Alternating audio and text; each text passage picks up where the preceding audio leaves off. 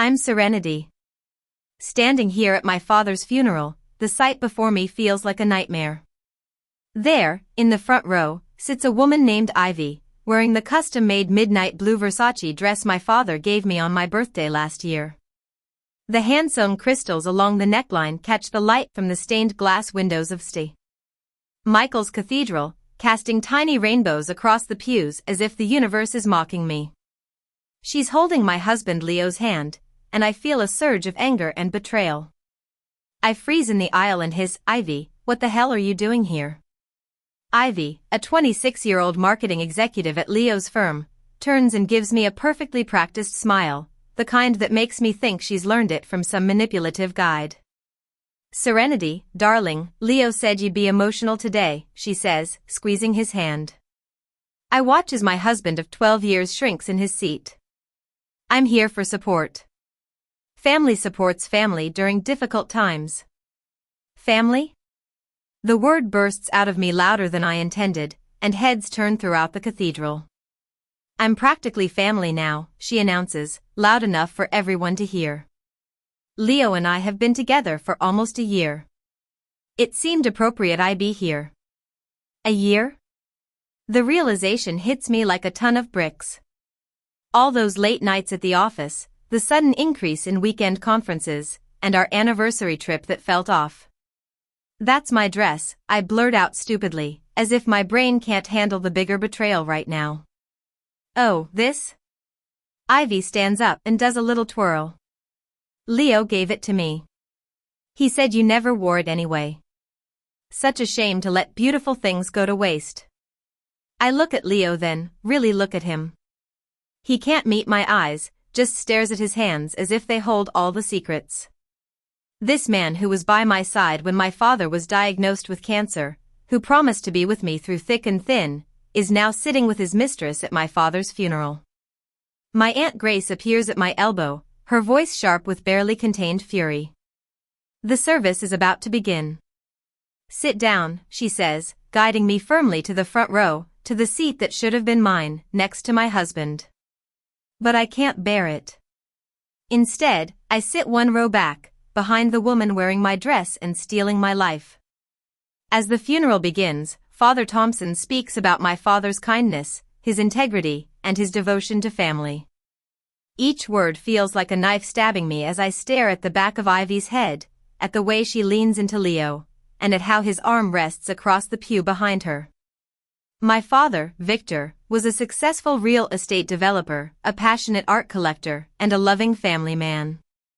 He was fiercely protective of me, his only child. When Leo asked for his blessing to marry me, Dad took him on a fishing trip. They came back sunburned and smiling, and Leo had a small cut on his forehead from a wayward fishing hook. "Your father's quite the angler," he'd said. Later, Dad told me, "I made it clear what would happen if he ever hurt you." Now, Dad is in a casket at the front of the church, and Leo is hurting me in full view of everyone. The eulogies start. My cousin Ryan talks about our fishing adventures with Dad. Dad's business partner discusses his business ethics. Then it's my turn. I walk to the podium on unsteady legs, past Ivy in my dress, past Leo who finally looks up with panic in his eyes. The cathedral is packed. Dad touched so many lives. I see clients, colleagues, and the kids from the art scholarship program he funded. "My father," I begin, then stop. I clear my throat. "My father called me 2 days ago. He was in hospice, barely able to speak, but he had something important to tell me." I find Leo's eyes in the crowd and hold them. "He said he'd hired a private investigator. He was worried about me," said I seemed unhappy. "He wanted to make sure I was okay." I pause, letting the words sink in. Imagine his surprise when the investigator's report included photos of my husband with another woman.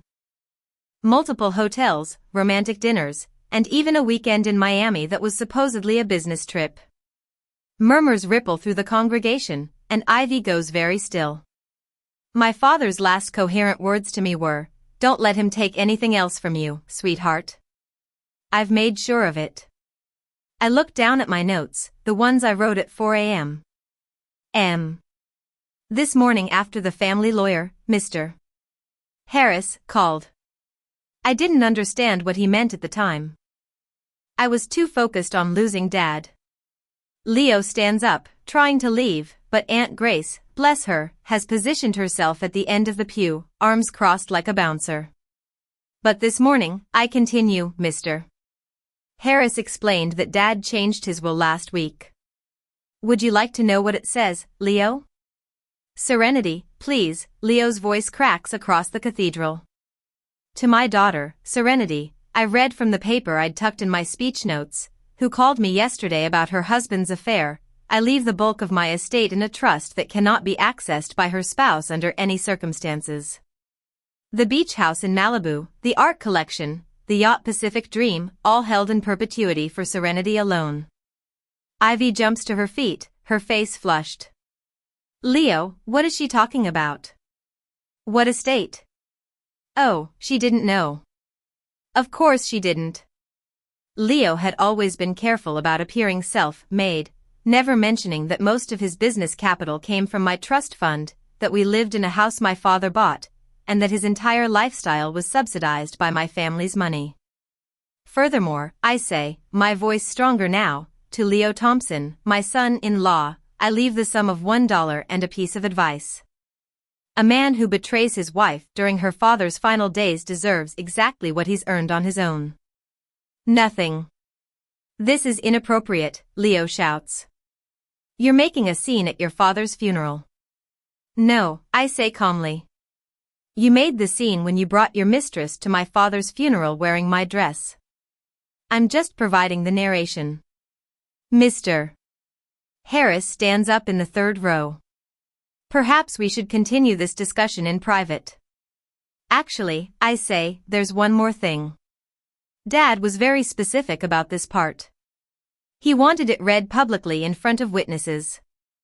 I find the paragraph and smile despite everything.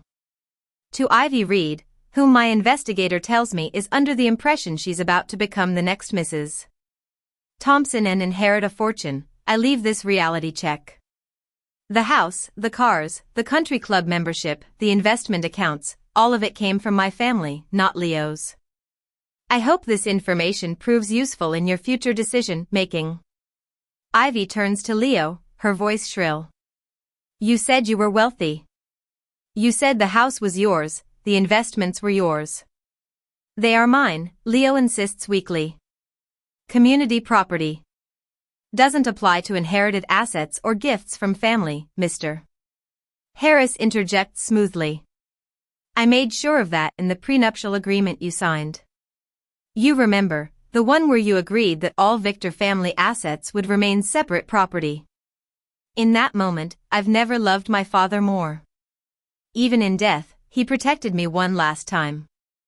Ivy backs away from Leo, her stolen Versace dress now looking like evidence of a crime she didn't know she was committing. You lied to me. You said she was keeping you in an unhappy marriage, that you were trapped because of the money. Classic, Aunt Grace mutters loud enough for everyone to hear. Father Thompson clears his throat. Perhaps we should take a brief recess. No need, I say, stepping down from the podium. I'm finished. Thank you all for coming to honor my father. He was a man of integrity who believed in truth and consequences. I think he would have appreciated his final act of both. I walk down the aisle, head high, leaving chaos in my wake.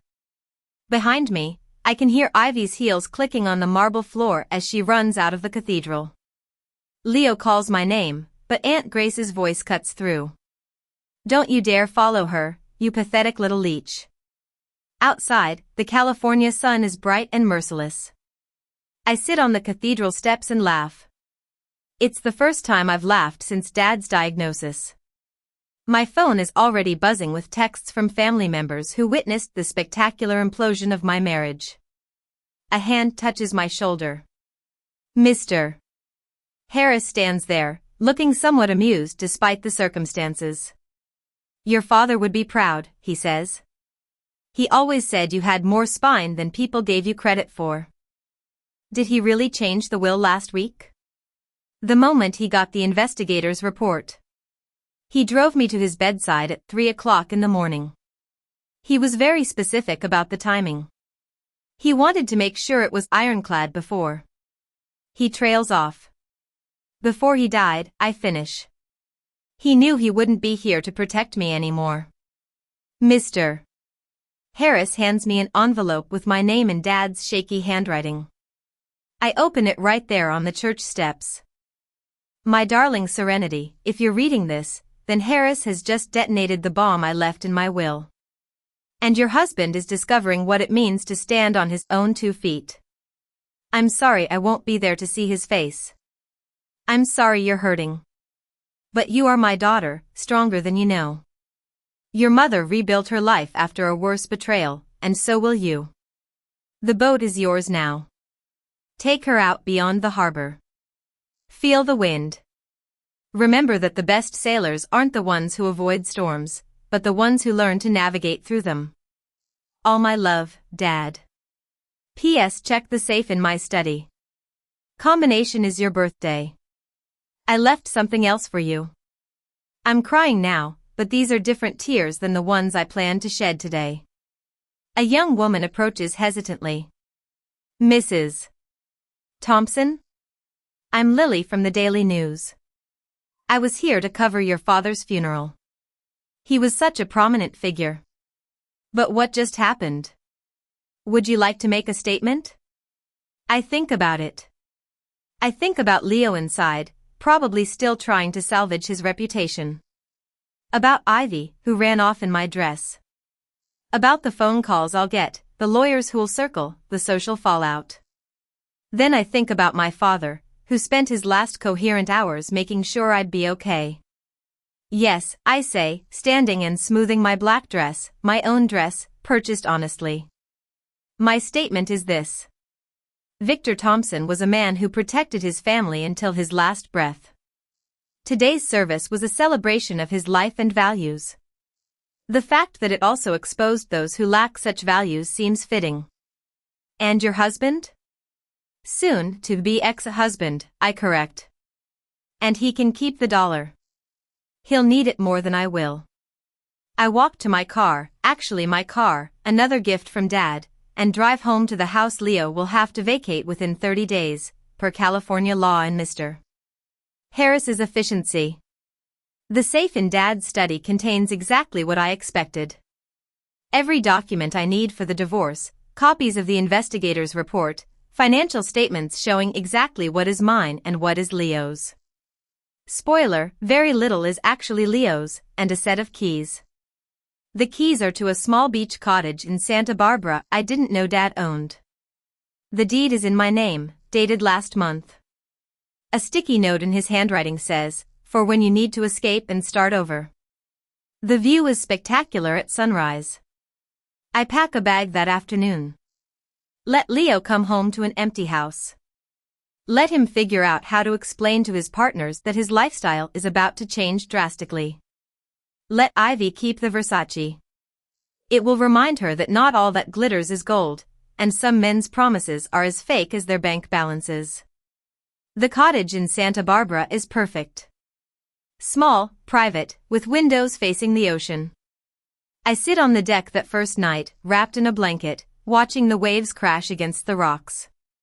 My phone has hundreds of messages. Some are supportive, some are scandalized, some are from Leo begging to explain. I delete them all except one from Aunt Grace. Your father would be raising a glass to you right now. So, I'm raising one for him. To truth, to consequences, and to new beginnings. I raise my own glass of wine to the sunset. Thanks, Dad, I whisper to the wind. For everything. 6 months later, the divorce is final. Leo gets exactly what he's earned on his own, his salary, his 8-year-old Mercedes, and a tattered reputation. Ivy dumped him within a week of the funeral, apparently uninterested in a relationship with a man whose primary asset was another woman's family money. I keep the cottage in Santa Barbara, but sell the big house. I use part of the proceeds to establish a scholarship in Dad's name for young women studying art. For those who understand that integrity is worth more than inheritance, the endowment reads. The yacht Pacific Dream becomes my weekend escape. I learn to single-hand her, spending long days on the water where Dad's spirit feels closest. Sometimes I take friends. Sometimes I go alone. Always, I remember his words about navigating through storms. On the first anniversary of Dad's funeral, I receive a package with no return address. Inside is my Versace dress, dry cleaned and perfectly preserved with a note, "I'm sorry. I donate it to charity." Some things, once taken, can never really be returned. Trust, like designer dresses worn by mistresses to funerals, falls into that category. But, here's what I learned from my father's final gift. The best inheritance isn't money or property. It's the knowledge that someone loved you enough to protect you even after they're gone. It's the strength to stand up in a cathedral full of people and speak your truth. It's the wisdom to know that starting over isn't failure. It's freedom. Dad knew Leo would betray me eventually. He probably suspected the affair long before hiring the investigator. But, he also knew I'd need to see it for myself. Need to make my own choice about leaving. So, he gave me what every parent hopes to leave their child. Not just financial security, but the tools and courage to rebuild when life falls apart. He gave me proof that I was loved, evidence that I was valued, and resources to start over. And in the end, that's worth more than all the Versace dresses in the world.